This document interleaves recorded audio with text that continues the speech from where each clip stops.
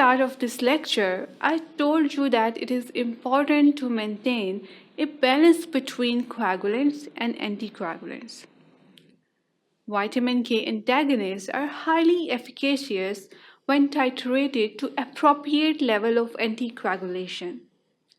They lose their effectiveness when anticoagulation levels are too low.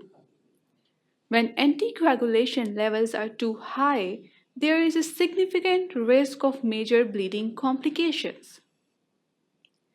Moreover, there is a large interpatient variability in response to these drugs due to certain genetic factors.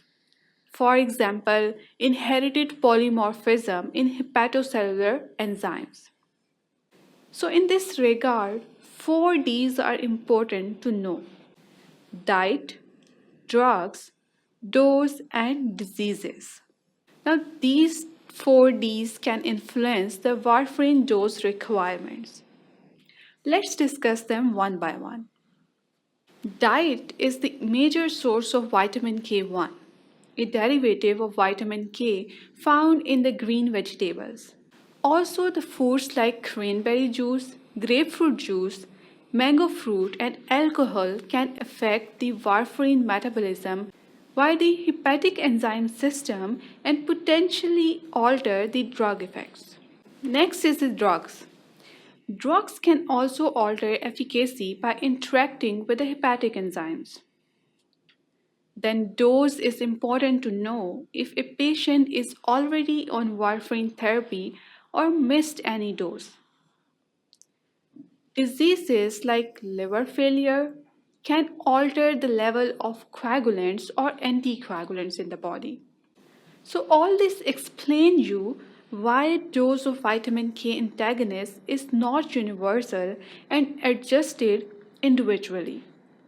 Now the question is how you will assess the right dose of an individual. We do so through prothrombin time and INR ratio. Well, a prothrombin time is a laboratory test that measures the number of seconds it takes for a clot to form in your blood sample. The INR is the prothrombin time ratio.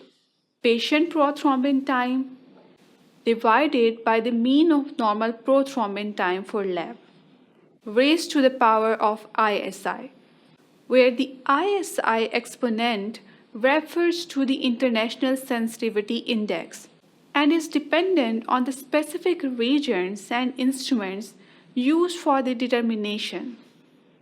For most reagent and instruments combinations in current use, the ISI is close to the 1, making the INR roughly the ratio of the patient prothrombin time to the mean normal prothrombin time.